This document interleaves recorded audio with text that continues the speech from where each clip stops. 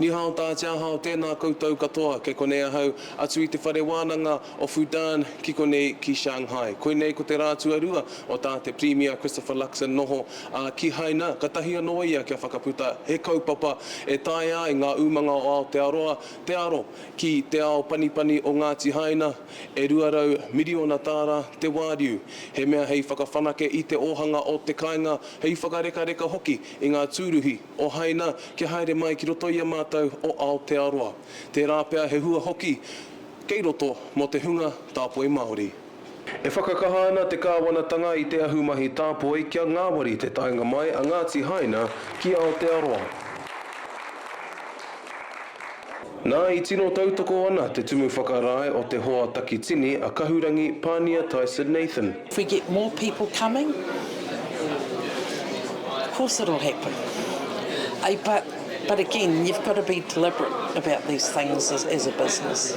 I puta te whakatau a Premier Chris Luxon I Shanghai, hei te noema, kaore ngā tāngata no Haina e tono atu mō e tehi transit visa mō ngā taunga wakarererangi I Aotearoa. Ko te tikanga, ka whiwhi rātou I ngā New Zealand Electronic Travel Authority. Our biggest challenge is actually getting share of mind and actually raising the profile of New Zealand within China. And that's a marketing challenge and it's an awareness building challenge. E hi kaka ana Tyson-Nathan mō ngā ara kei mua I a rātou te hunga tāpoi Māori. The first thing actually is networking with New Zealand businesses. Secondly, engaging with other cultures, and I think immediately that you do that, I think there's a familiarity there that you never knew existed before. Like in China, for example, they're intergenerational.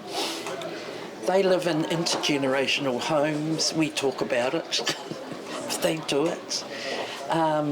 They run businesses in a very intergenerational way.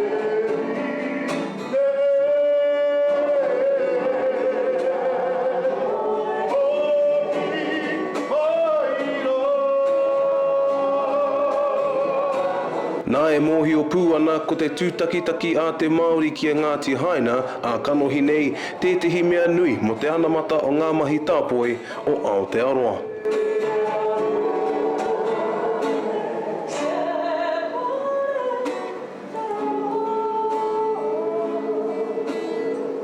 I think importantly, and I've thought about this quite a lot, is how we set the groundwork for the next 20, 30, 50 years. And what does that look like? That looks like bringing more iwi-owned companies on delegations. That means really not to continue to see the growth in Māori officials on, and it's not a token thing. This is because they do bring an X factor.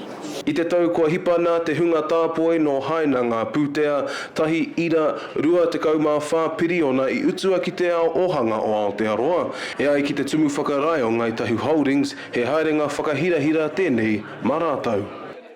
One of the key things that we're trying to do through this trade delegation is get more Chinese tourists back into New Zealand, and tourism is a really big part of what we do at Ngāi Tahu Holdings. We've got 10 different tourism experiences across the whole of New Tirini, so the ability to get tourists in there. And it doesn't only just stimulate those experiences, but those regional economies as well, which is really important. Aha koa e aro nui ana Ngai Tahu ki ngā pakihi tāpoi puta noa I Aotearoa, e ai kia moeo ko whakaara rātou ki kaupapa ke. I think the other benefit for Ngāi Tahu is we're not only in tourism, we're also in farming, forestry, seafood. So there's a big percentage of our income actually comes from industries associated with China.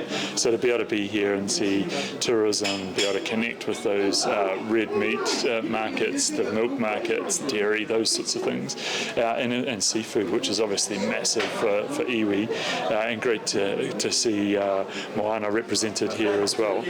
Nā reira taiho ake ki Noema, me nā ka piki ake ngā manuhiri no Haina ki Aotearoa. E tōhaere ana te rā ki runga o tō mātou noho ki konei ki Shanghai. Engari, e nui tonu ngā mahi kei mua ia mātou I mua I tō mātou wehenga atu ki Beijing a te pōnei. Mau tonu mai ki ngā pāpāho a Aukaha News, Tahu News, Te Ao Māori News hoki. Kei reira ka pāpāho atu ngā whakarite ngā katoa kei mua ia mātou. Zaijian.